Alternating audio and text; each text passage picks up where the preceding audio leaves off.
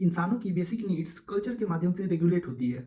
इन ज़रूरतों को पूरा करने के लिए बहुत सारी डाइवर्सिटीज अवेलेबल हैं, न केवल दिखने में बल्कि भाषाओं, धार्मिक विश्वासों और प्रथाओं, रीति रिवाजों और परंपराओं और अनुष्ठानों और समारोहों के संबंध में भी मानव जाति की जबरदस्त विविधता है। दुनिया भर के लोगों के सभी ग्रुप्स में कल्चरल डाइवर्सिटीज मौजूद हैं। उदाहरण के लिए इंडियन सोसाइटी की बात करते हैं, जिसमें सैकड़ों भाषाएं और बोलियां, विश्वास और संस्कार, रीति रिवाज और परंपराएं, आदतें और व्यवहार पैटर्न हैं। भारत के लगभग हर एक जाति में बहुत सारे कास्ट और सब कास्ट हैं। हम एक बहुत ही दिलचस्प एग्जाम्पल ब्राह्मण समुदाय से ले रहे हैं। ब्राह्मण एक ही समुदाय है, हालांकि देश के डिफरेंट पार्ट्स में कल्चरली वे एक दूसरे से बहुत अलग हैं। ब्राह्मण 100 से भी ज़्यादा अलग अलग कास्ट और सब कास्ट में बटे हुए हैं, जो कि अपने कास्ट और सब कास्ट में ही विवाह करना पसंद करते हैं। जहां भाषा, खान पान, रीति रिवाजों के संबंध में भी विभिन्न ब्राह्मण सब कास्ट में भारी अंतर है। ब्राह्मण सब कास्ट को 2 संप्रदायों में बांटा गया है, वैष्णव और शैव, और ये संप्रदाय भी कई छोटे छोटे संप्रदाय में बटे हुए हैं।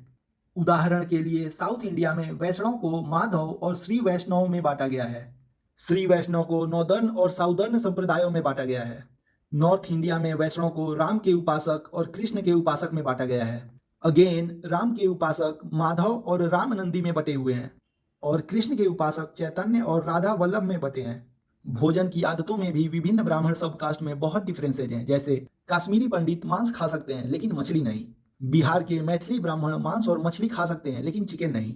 इसी प्रकार बंगाली ब्राह्मण और सारस्वत ब्राह्मण मछली खाते हैं। दूसरी ओर पंजाबी, गुजराती और दक्षिण भारतीय ब्राह्मण स्ट्रिक्टली वेजिटेरियन होते हैं। यहाँ पर एक बात का ध्यान रखेंगे कि ज्यादातर ब्राह्मण आज भी शाकाहारी होते हैं। यहाँ पर उन ब्राह्मण की बात हो रही है जो नॉनवेज खाते हैं। इसी प्रकार मृतकों के डिस्पोजल में विभिन्न मानव समूहों के बीच काफी भिन्नताएं हैं। जैसे यहूदी, मुस्लिम्स, क्रिश्चियंस और अन्य समुदाय अपने मृतकों को दफनाते हैं। हिंदू मृतकों का दाह संस्कार करते हैं। भारत में कुछ पारसी शवों को गिद्धों के सामने रखते हैं। एंशिएंट इजिप्टियंस किंग्स, क्वींस और इंपॉर्टेंट लोगों के बॉडी को ममी बना देते थे।